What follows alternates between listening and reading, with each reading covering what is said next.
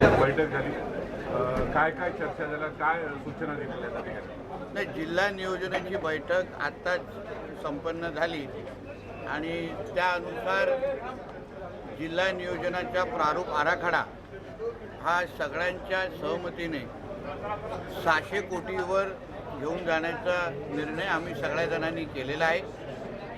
आदरणीय खासदार राणेसाहेबांच्या मार्गदर्शनानुसार जिल्ह्याचं दरडोई उत्पन्न हे 4.5 लाखाच्या घरात घेऊन जाण्याच्या दृष्टिकोनातून काही महत्त्वाचे निर्णय आणि काही जे मार्गदर्शन आदरणीय निलेश राणेसाहेब, आदरणीय केसरकर साहेब, आदरणीय आमचे ज्ञानेश्वर म्हात्रेजी आणि आम्ही सगळेजण एकत्र मिळून जिल्ह्याच्या विकासाचा पुढचा टप्पा हे मुख्यमंत्री देवेंद्र फडणवीसजी आणि उपमुख्यमंत्री एकनाथ शिंदेजी आणि सुनीत्रा पवार मॅडम आमच्या दुसऱ्या उपमुख्यमंत्री या सगळ्यांच्या नेतृत्वात येणाऱ्या काळात आमचा सिंधुदुर्ग जिल्हा हा दरडोई उत्पन्नाच्या यादीमध्ये 1 क्रमांकावर घेण्याच्या दृष्टिकोनातून आम्ही काही महत्त्वाचे निर्णय घेतले आहे, नियोजन केलेलं आहे आणि त्यानुसार आमची वाटचाल पुढे जाणार आहे. मेडिकल कॉलेजच्या बाबतीत चुकीच्या पद्धतीने रेफर पेशंट केला गेला, त्या संदर्भात आपण काय आदेश दिले? त्या बाबतीची असंख्य तक्रार आदरणीय निलेश राणेसाहेब असतील किंवा लोकप्रतिनिधी म्हणून आमच्या सगळ्यांकडेच आलेल्या आहेत. जिल्ह्याची आरोग्य व्यवस्था एकंदरीत सुधारली पाहिजे या दृष्टिकोनातून आम्ही येणाऱ्या काळात मंत्रालय स्तरावर काही बैठका आम्ही घेणार आहोत. आत्ता किमान निदान तरी व्यवस्थित आमच्या जिल्ह्यामध्ये झालं पाहिजे ह्या पद्धतीची आमच्या सगळ्यांची भूमिका आहे आणि म्हणून त्या बाबतीमध्ये काही महत्त्वाच्या सूचना आमच्या केसरकर साहेब असो, निलेशजी असो, आम्ही सगळ्या जणांनी आम्हाला दिलेल्या आहेत. त्यानुसार संबंधित यंत्रणेला आम्ही आदेशही दिलेले आहेत.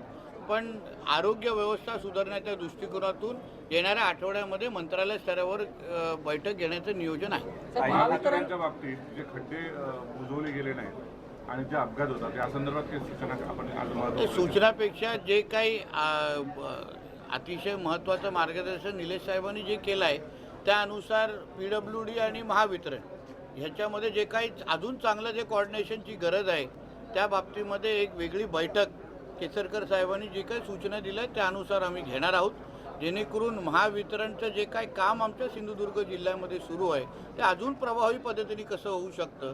या खात्याचे मंत्री स्वतः आदरणीय मुख्यमंत्री साहेब आहेत आणि ते अतिशय प्रभावी पद्धतीने मार्गदर्शन राज्यस्तरावर करत आहेत. पण आमचा जिल्हा हा पावसाळी जिल्हा आहे, डोंगराळ जिल्हा आहे आणि म्हणून ह्या बाबतीमध्ये वेगळे विचार कसे झाले पाहिजे, इथे वेगळं नियोजन कसं झालं पाहिजे. आता मेपासून पावसाळा सुरू होणार आहे, त्याच्या अगोदर महावितरणाची कामं अगर योग्य वेळी संपली तर लोकांना त्याचा फायदा होत असताना दिसेल आणि त्यानुसार आम्ही आमची वाटचाल करणार आहोत. तब्बल 40 वर्षात खर्चित निधी आहे असंही तुम्ही त्या संदर्भात तुम्ही स्पेशली सगळ्यांना सूचना दिल्या. बघा, आमचे ह्या जिल्ह्याचे खासदार राणेसाहेब हे राज्याचे मुख्यमंत्री राहिलेले आहेत. केसरकर साहेब स्वतः वित्तमंत्री मंत्रालय त्यांनी सांभाळलेलं आहे. निलेश साहेबांचा ह्याच्यामध्ये सखोल अभ्यास आहे आणि म्हणून आमचं सगळ्यांचं एकच मत आहे. एका बाजूला जेव्हा आम्ही जिल्ह्याच्या विकासासाठी एवढी धावपळ करतो आहे, 600 कोटीपर्यंत प्रारूप आराखडा घेऊन जाण्याचं आमचं नियोजन आहे, तर दुसऱ्या बाजूनी संबंधित यंत्रणेने 100% खर्च करणं आमचं अपेक्षित आहे. पण ते होत असताना दिसत नाही आहे.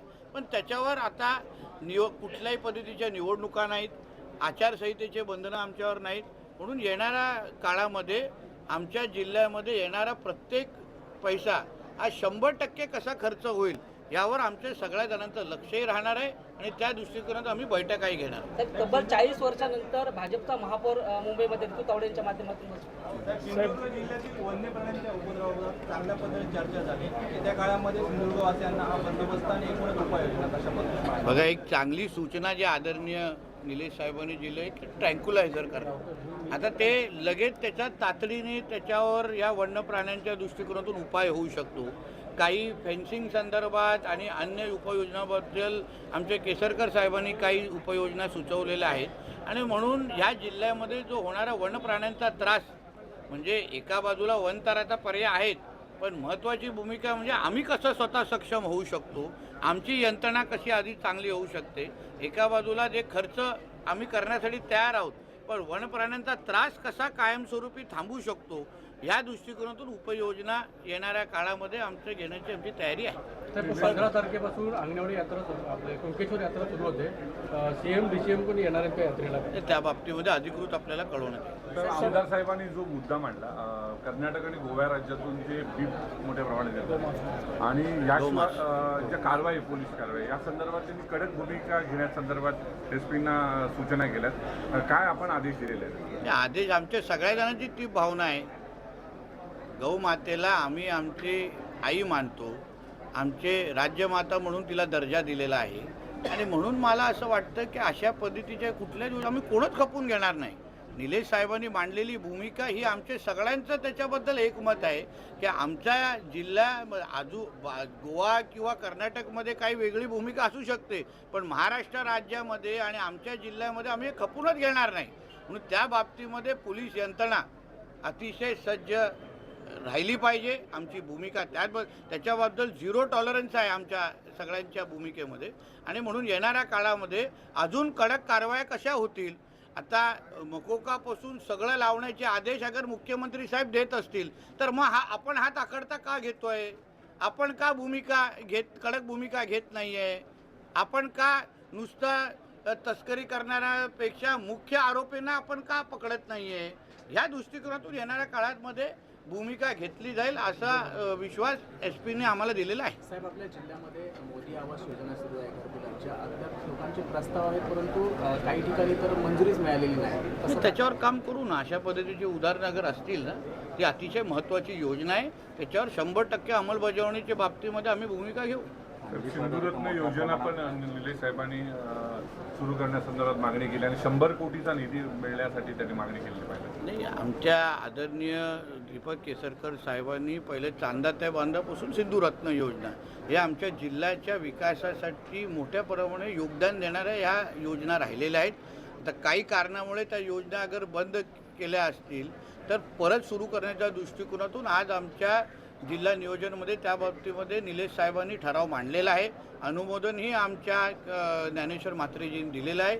आता उद्या राज्य नियोजन मंडळाची बैठक आहे, तर मी असो, कलेक्टर मॅडम असो, आम्ही सगळेजण ही योजना आमच्या जिल्ह्यासाठी किती महत्त्वाची आहे आणि ती लवकरात लवकर सुरू करण्यात यावी अशी विनंतीही आम्ही करू.